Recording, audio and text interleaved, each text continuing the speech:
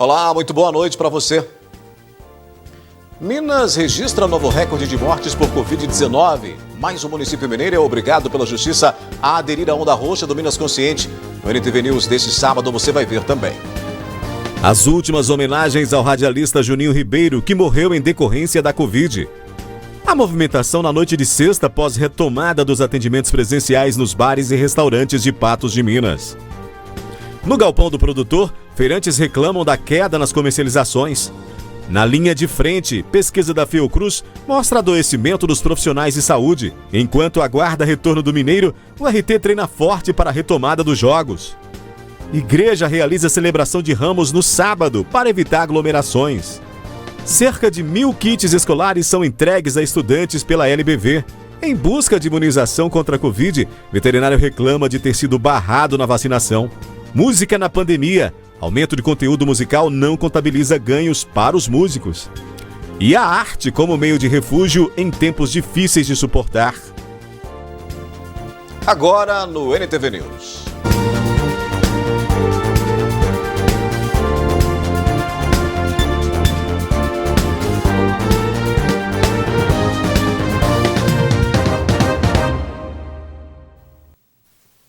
Nessa primeira semana de retomada dos atendimentos presenciais em Patos de Minas, o popular sextou ontem foi meio diferente. Nossa reportagem percorreu vários pontos da cidade, onde a maioria dos bares estavam vazios em noite pouco movimentada.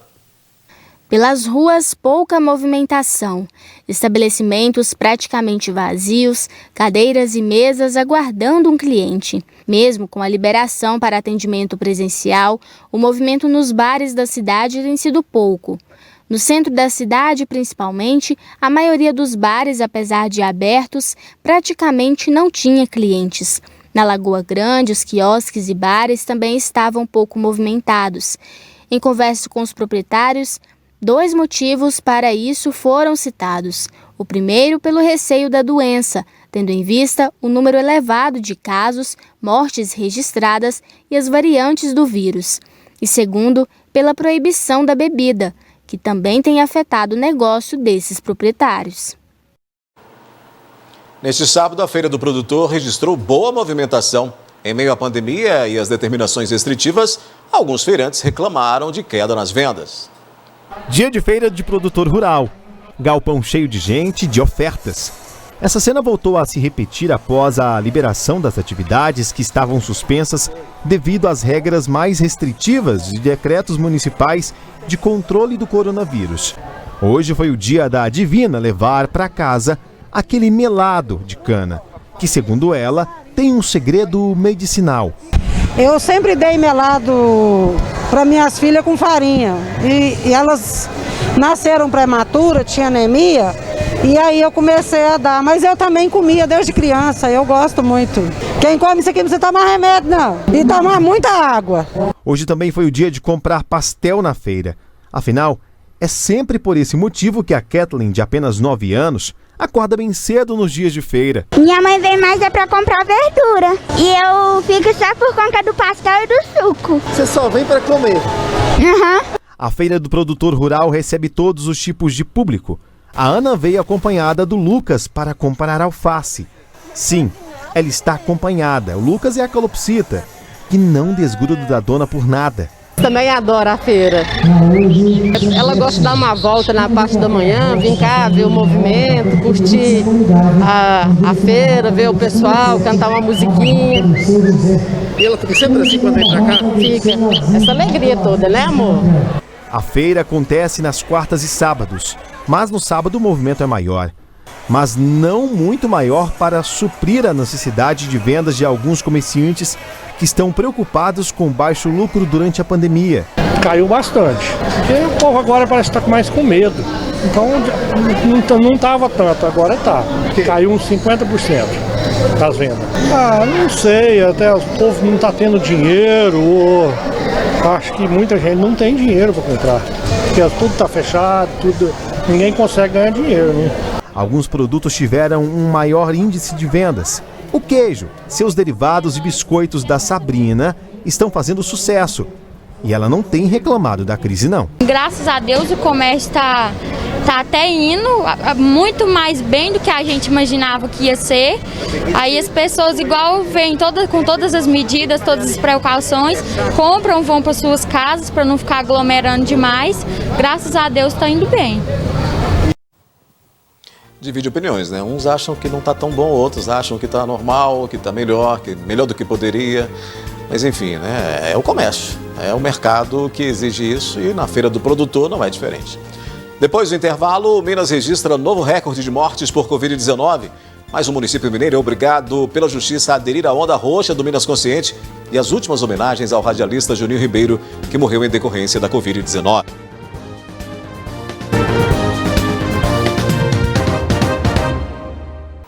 Minas Gerais voltou a registrar recorde de mortes por Covid. Em 24 horas, foram 479 óbitos confirmados, de acordo com o boletim epidemiológico deste sábado, divulgado pela Secretaria de Estado de Saúde. É a primeira vez que o estado ultrapassa a marca de 400 óbitos diários. Ao todo, já são 23.366 vidas perdidas para a doença. Ainda segundo o levantamento, 976.407 pessoas conseguiram se curar da Covid em Minas. Amigos e familiares do radialista Juninho Ribeiro, que faleceu ontem em decorrência da Covid-19, prestaram homenagens no início da tarde desse sábado no adeus ao comunicador. O corpo do radialista e apresentador Juninho Ribeiro foi velado na manhã deste sábado. O comunicador, que era bastante conhecido na cidade pelo seu jeito alegre e carinhoso de ser, foi mais uma vítima da Covid-19 nesta última sexta-feira. Juninho estava internado desde o último domingo, dia 21, no hospital de campanha da cidade. Depois, foi transferido para um hospital particular. Nos últimos dias, amigos faziam uma vaquinha na internet para ajudar a custear o tratamento. Júnior Antônio Ribeiro tinha 43 anos, era pré-diabético e tinha pressão alta. Juninho entrou para a estatística triste de vítimas da Covid-19 na cidade. Já são mais de 300 até agora. Juninho Ribeiro fazia parte de um grupo de mais de 40 funcionários da Rede Clube de Comunicação. Destes, 9 foram contaminados pelo vírus. O colega de profissão, o locutor Marquinhos Massa, também estava internado pela Covid no mesmo hospital particular da cidade. E também pedia ajuda, mas conseguiu se recuperar e ganhou alta. No velório, amigos lamentaram a morte do locutor. Tem exatamente 2 anos que eu estou na rádio, né? Eu trabalho na portaria, mas assim, o contato é com todo mundo, né? Então fica assim, muito difícil mesmo. O Juninho é uma pessoa era muito humano, sabe? Muito querido por todos nós. E assim, é uma coisa muito difícil mesmo.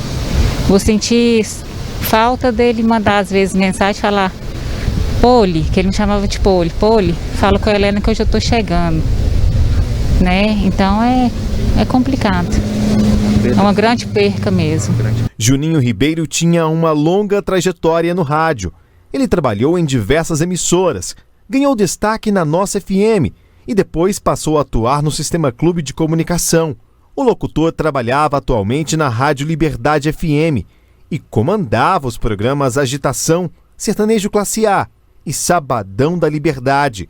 Esse locutor da rádio, que trabalhava com Juninho, disse que se lembra do amigo no começo da carreira. Ele conta que Juninho aprendeu com ele as técnicas da locução. Sempre uma honra ter tido o Juninho como amigo aí por mais de 20 anos. Eu fui uma das pessoas que ensinou o Juninho a ser técnico de som, a trabalhar com técnica de som. E ele gostou tanto que se transformou no grande profissional que foi. Hoje, sem dúvida nenhuma, era uma das melhores vozes para comercial em Patos de Minas. Um grande amigo, um grande parceiro, um grande profissional, um grande pai. Sem dúvida nenhuma, vai deixar saudade e a falta vai ser, sem dúvida nenhuma, uma das coisas que não vai sumir. Falta vai fazer sempre. Do amigo, do profissional, do companheiro, o cara que estava sempre pronto para nos ajudar. Sempre que precisava de alguma coisa, eu estava disponível. Mesmo com outras coisas para fazer, ele deixava às vezes de fazer as próprias coisas dele para ajudar um amigo. É um cara... O cortejo do locutor foi rápido. Bem na porta do cemitério, uma criança de 12 anos que recentemente realizou o sonho de conhecer o ídolo aguardava pela chegada do cortejo. Toda vez que eu levanto, eu só ligo o rádio dele, porque eu gosto muito dele. Eu fiquei muito triste. Fãs, amigos e familiares de Juninho Ribeiro se reuniram aqui na porta do cemitério Santa Cruz. Muitos, pela emoção, até se esqueceram do distanciamento social. E como manda o protocolo, apenas o carro da funerária desceu para fazer o sepultamento. Deise Lima, também comunicadora e amiga de Juninho, deu um abraço forte na esposa do colega de trabalho. Ela não conseguiu falar de tanta emoção. O carro fúnebre desceu sozinho para o lugar aonde o comunicador iria ser sepultado, como manda o protocolo da Covid-19. A esposa de Juninho, Gislaine Souza, fez aniversário no dia da morte do marido. Ela agradeceu o carinho de todos. O melhor em tudo, tudo que ele sempre fez foi sempre o melhor. Ele a vida pela família, amava a família e era muito querido. Então eu amo ele, vou continuar amando e é isso. O carinho das pessoas aqui na porta surpreendeu você? Muito, muito bom. Obrigada a vocês.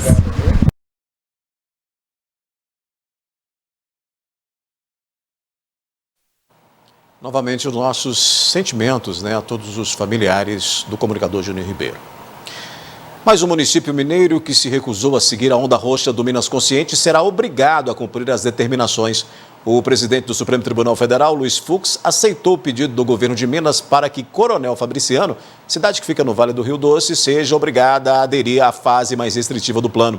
A batalha judicial entre o município e o estado teve início com a prefeitura decretando que o comércio não essencial, todos não essenciais, inclusive os bares, poderiam voltar a funcionar neste mês. Mas segundo a Advocacia Geral do Estado de Minas Gerais, além da decisão do ministro, o desembargador relator do agravo de instrumento do TJMG também considerou sua decisão e restabeleceu os efeitos da liminar concedida por juiz da comarca de Coronel Fabriciano, após a análise do novo recurso apresentado pelo Estado. Então, a cidade, o município de Coronel Fabriciano, terá que seguir as regras do Minas Consciente.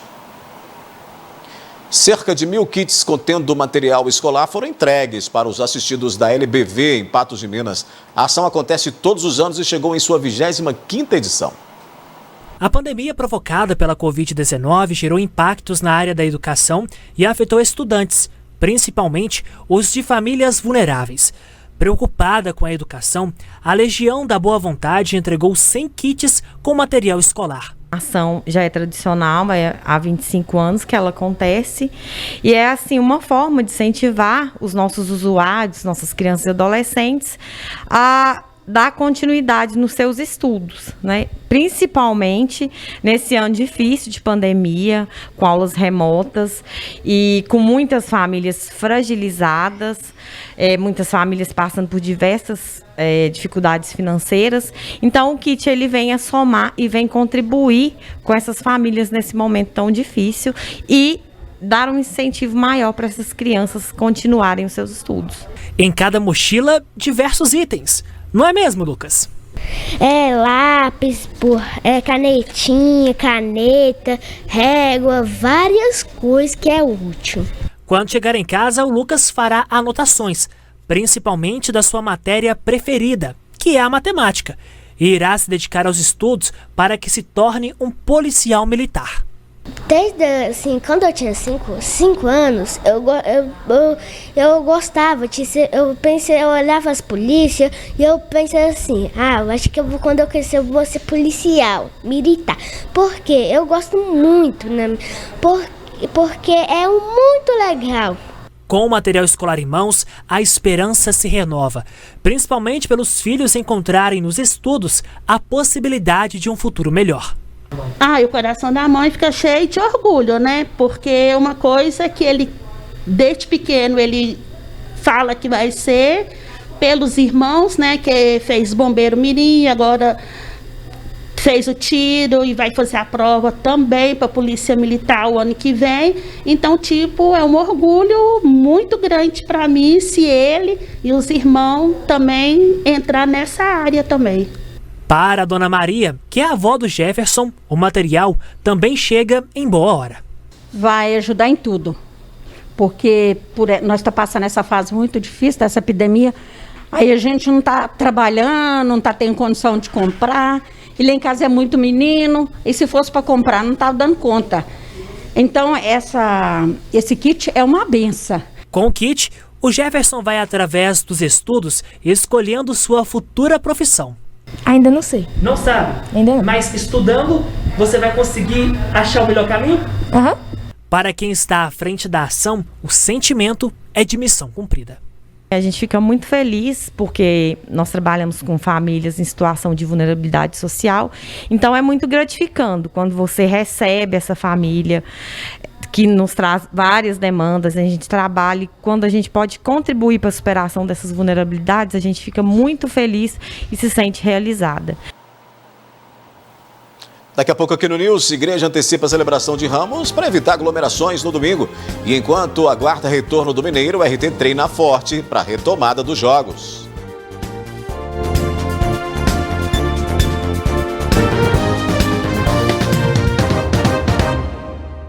A previsão de retorno do Campeonato Mineiro é para o dia 1º de abril, é o que quer a FMF. Mas, enquanto a competição permanece paralisada, o comando técnico da URT aproveita para treinar forte e deixar o elenco pronto para a retomada dos jogos.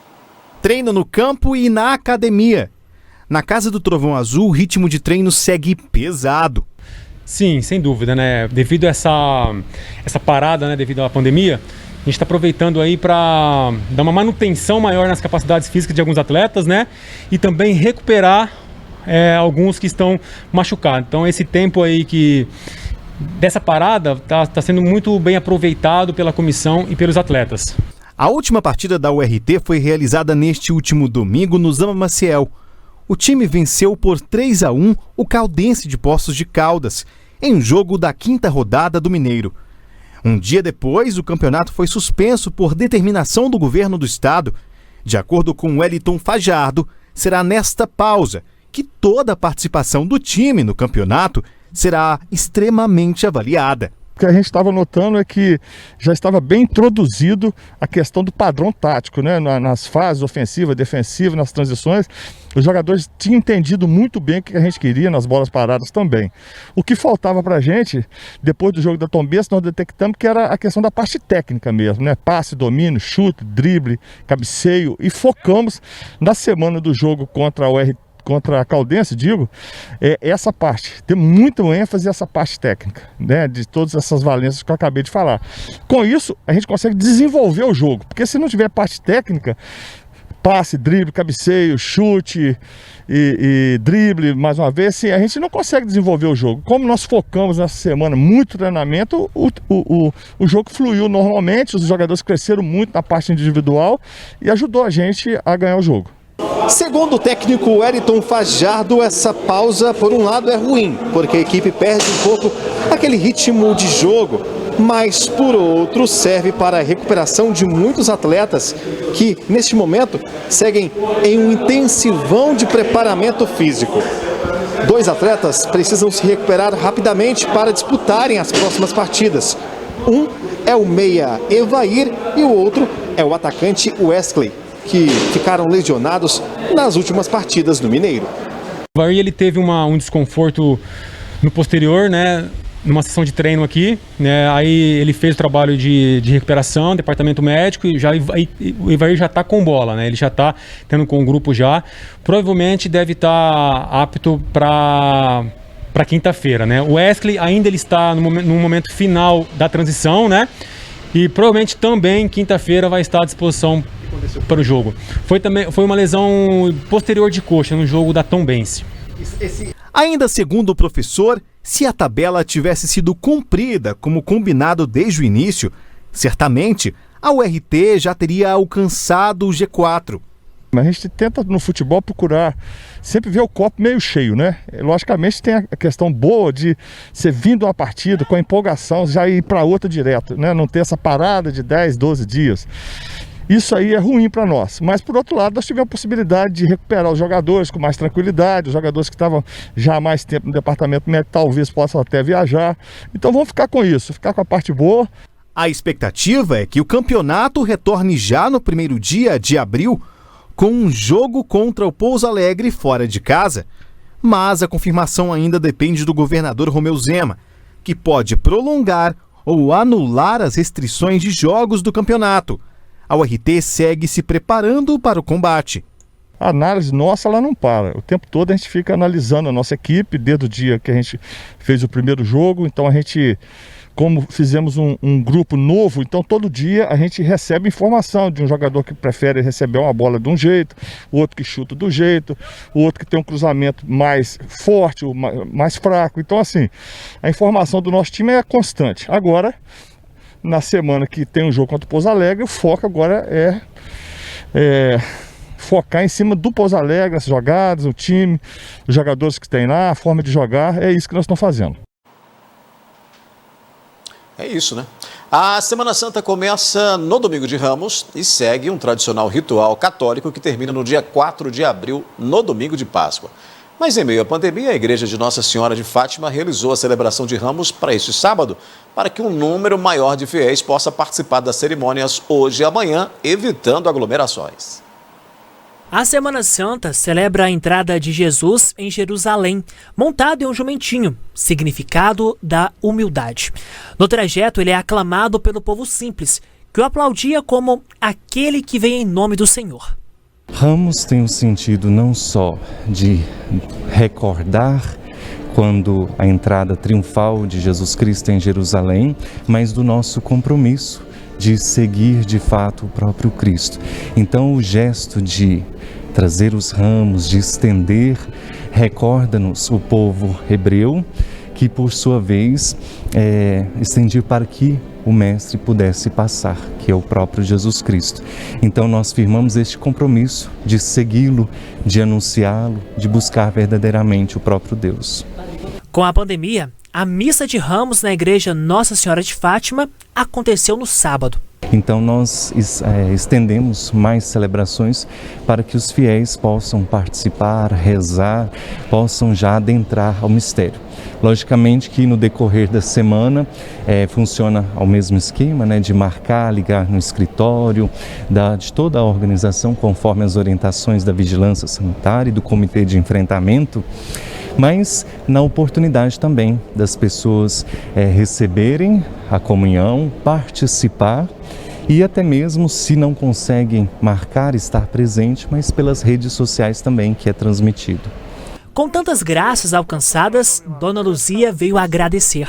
Muitas, já fui muito em Aparecida do Norte, para mim poder pagar quando eu peço, ela me atende, então eu vou lá para pagar. Minha fé é forte, eu creio muito, graças a Deus. Excelente. Nasci para ser feliz ao lado de Jesus. Assim como a Dona Luzia, José Gaspar renovou a fé. Em tudo isso, é tudo muito importante. A quaresma, né? Agora vem final da quaresma, Semana Santa. Então é muito importante. Momento de renovar a fé? Isso, momento de renovar a fé. Nos próximos dias, os fiéis viverão diversos momentos. Afinal, a Semana Santa já vai começar. Nós estamos então no tempo da quaresma, que com os exercícios espirituais preparamos-nos para esta Santa Semana que se aproxima. E ela inicia com o Domingo de Ramos. Na segunda, terça e quarta a gente vivencia o sermão do pretório e do encontro de Nosso Senhor dos Passos com a Virgem das Dores. Dá o sentido também do sofrimento de Jesus, da sua caminhada, da paixão, até culminando com a morte na sexta-feira, né? Na quinta-feira nós temos e fazemos memória à última ceia de Jesus com os seus apóstolos, e aí nós temos a cerimônia do lava-pés, né? No gesto do serviço, da humildade, do exemplo que Jesus nos dá entre os irmãos e irmãs, que o mandamento do amor. E na sexta-feira, que é a doação total do amor de Deus, a entrega na cruz. neste gesto, leva-nos e recorda-nos o sentido da missão de cada cristão, passando pelos sofrimentos, passando pela morte, mas não é um Deus dos mortos, mas o Deus da vida.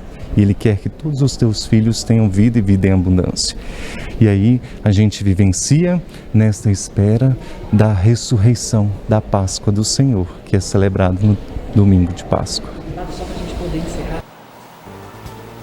Já aqui no News, na linha de frente, pesquisa da Fiocruz mostra adoecimento de profissionais da saúde. E em busca de imunização contra a Covid, o veterinário reclama de ter sido barrado.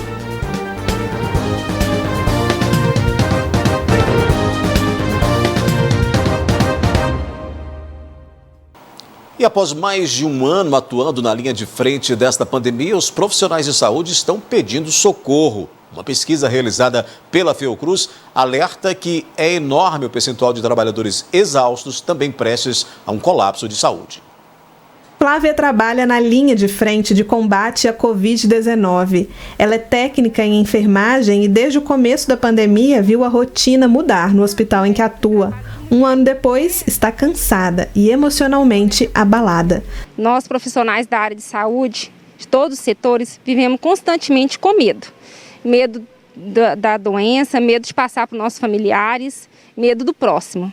Eles receberam palmas pelas janelas das casas e homenagens nas portas dos hospitais quando a pandemia começou a se espalhar pelo mundo.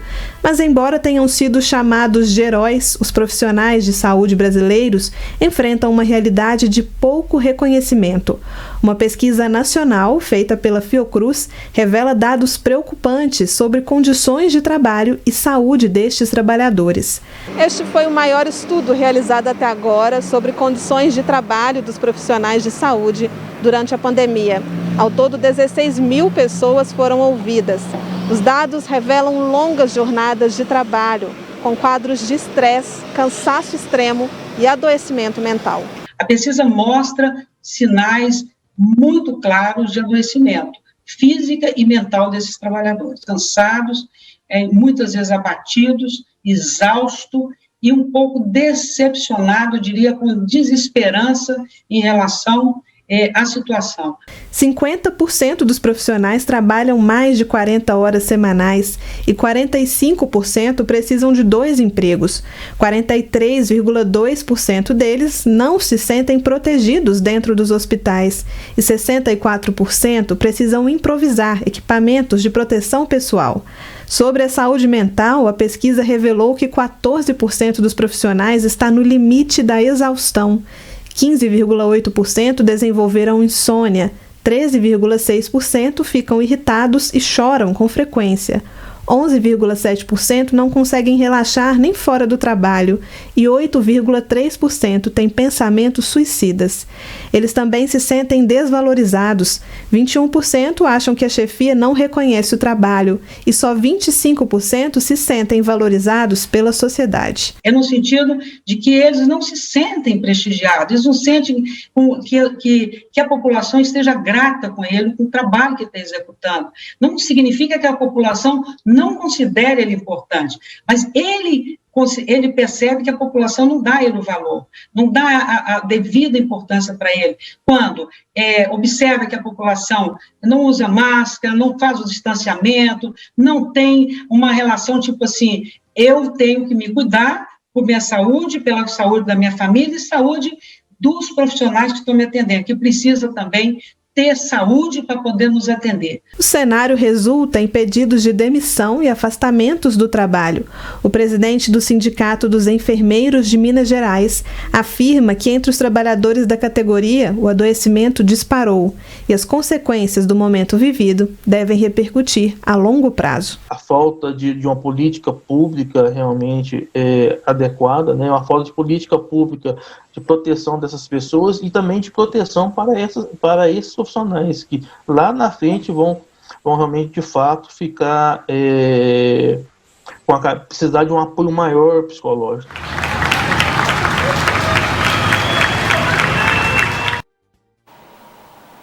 Tem uma frase muito interessante que fala: quem cuida dos cuidadores, né? É o que está acontecendo há um ano com a pandemia. A vacinação contra a Covid-19 segue acontecendo de maneira bastante lenta, imunizando os grupos prioritários conforme os critérios estabelecidos pelo Ministério da Saúde. Mas tem reclamação por parte de alguns profissionais que reclamam, chamam a atenção de não terem acesso a esta imunização. Thalita é estudante de fisioterapia, está no 9º período e faz estágio. Também foi vacinada nesta sexta-feira. Eu estou vacinando, pela Unipam, pelo curso de fisioterapia. Então, há 3 dias atrás, eles colocaram todos os estagiários que estão em estágio, tanto na clínica, tanto no hospital, para estar tomando a vacina.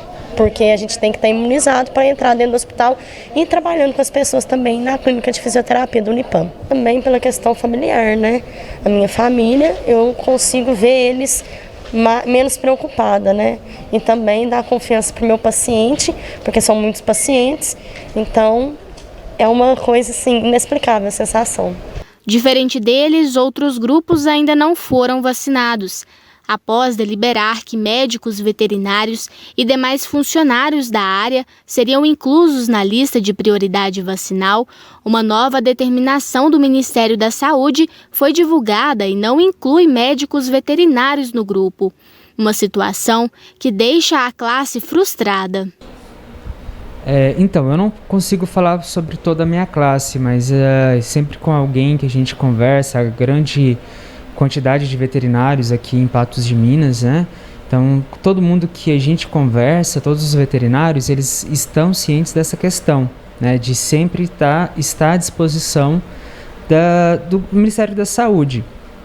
Os médicos veterinários estão no grupo que foram convocados para se inscreverem, justamente nesse caso, se precisasse de ajuda como grupo de apoio.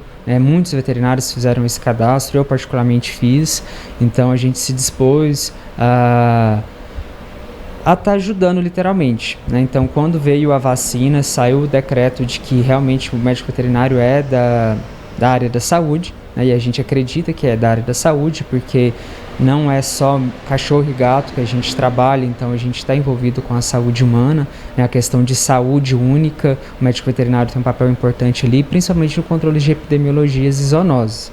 E para o veterinário, é preciso reconhecer a importância da atuação desses profissionais, que não lidam apenas com os animais, mas também com tutores, com pessoas. Então, o sentido que fica é de frustração, porque a gente se dispõe a ajudar, é lógico que uma vida humana representa muito mais do que uma vida animal, mas a gente sente assim como se realmente não fosse prioritário, porque a gente não trabalha só com animal, O erro acredito que todo estudante de veterinária é achar que vai trabalhar com animal, mas na verdade a gente trabalha com pessoas, Então, por exemplo, eu trabalho com atendimento clínico de pequenos animais. Quem traz o cachorro para mim é um tutor. Então, esse tutor pode ser uma senhorinha, pode ser um tutor que tem uma comorbidade. Então, se eu pegar Covid, se eu tiver Covid, eu posso transmitir para todos os meus clientes. Então, o serviço veterinário foi incluso como serviço prioritário, mas o profissional veterinário não está incluso na classe prioritária para vacina. Em instantes aqui no News, música na pandemia. Aumento de conteúdo musical não contabiliza ganhos para os músicos. E a arte como meio de refúgio para todas as idades em tempos difíceis.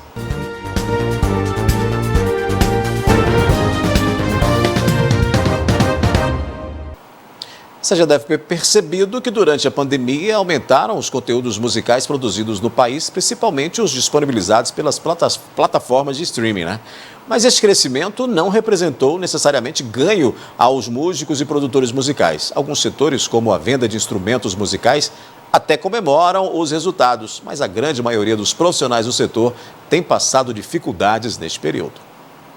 Mike dá aulas de violão há 6 anos. Acostumado com o contato direto com o aluno, precisou se adaptar ao ensino remoto durante a pandemia para continuar trabalhando. Muito aluno saiu, porque com medo, não queria continuar, e eu vi esse modo da distância, de fazer o ensino à distância pela internet. Eu tentei conversar com alguns não queriam essa ideia, então mesmo assim eu perdi vários alunos, que eu tinha.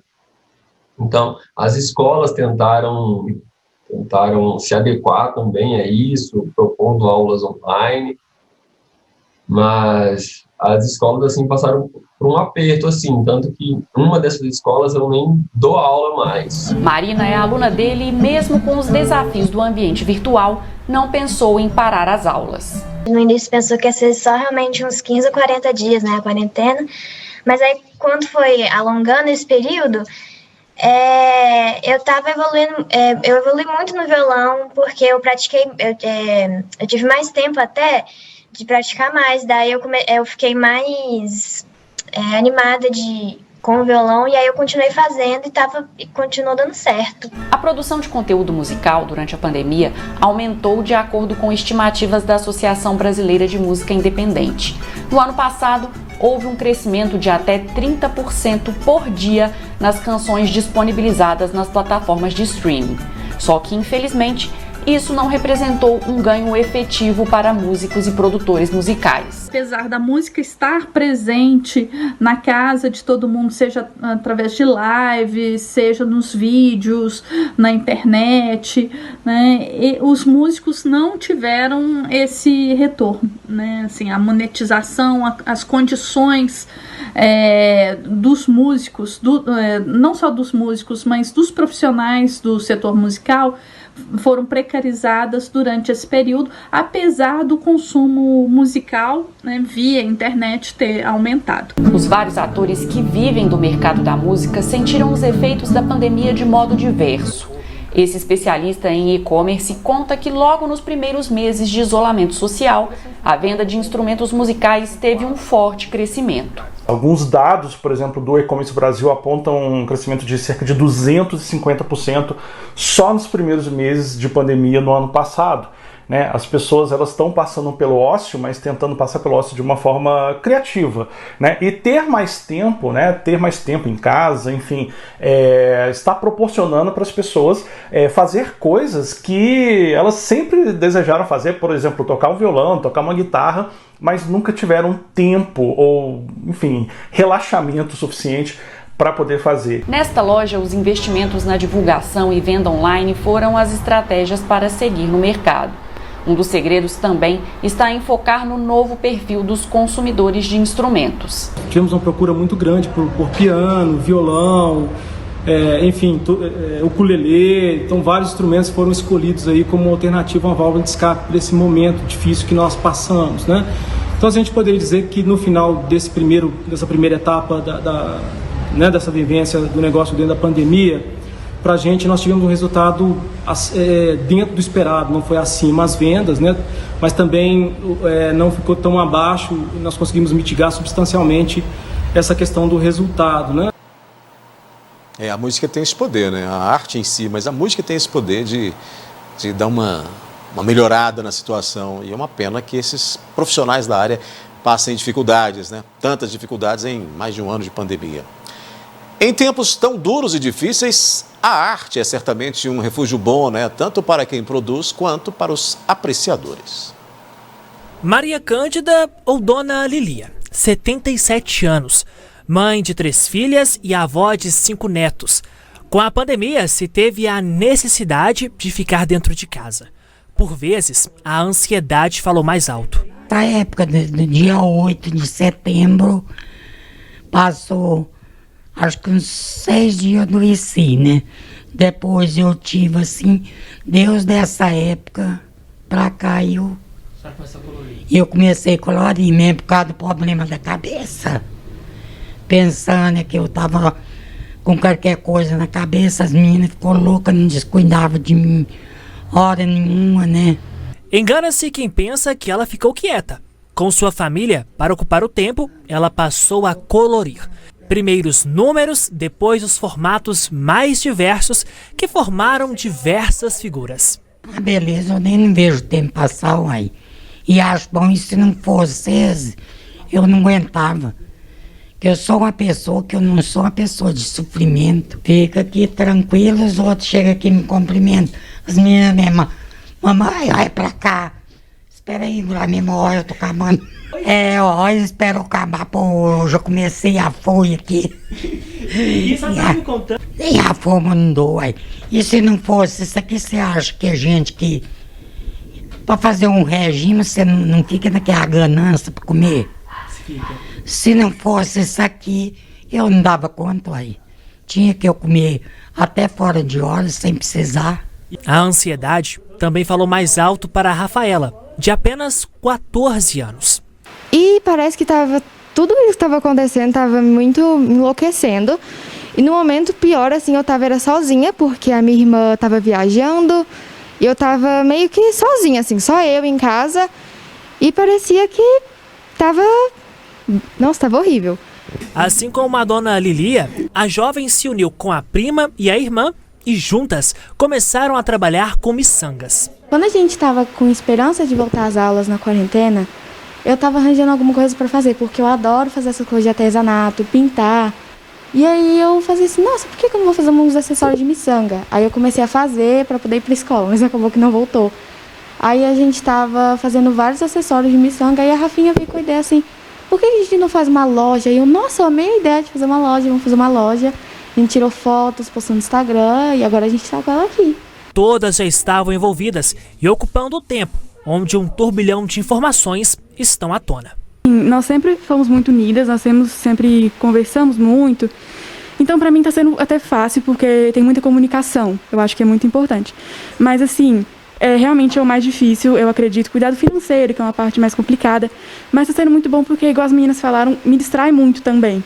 Assim, dos trabalhos da escola, de tudo. Eu acho que está sendo muito bom isso também. Eu gosto muito de duas coisas. Eu gosto muito de responder os clientes no Instagram, os pedidos. Eu acho que é muito legal ter esse contato com os clientes. Eu gosto muito. Eu gosto muito também de embalar os produtos. Eu gosto muito dessa coisa artesanal também. Então, tem me ajudado muito também. Em 1981, a Janice teve seu primeiro contato com a pintura a óleo. Desde então, ela não parou e hoje a artista plástica já soma cerca de 2.000 obras de arte. Algumas foram vendidas, doadas e até dadas de presente aos amigos. A arte faz parte da vida dela. Artes plásticas, né, ou artes visuais, que eu desenho pintura. Claro que a arte ela tem várias expressões, né?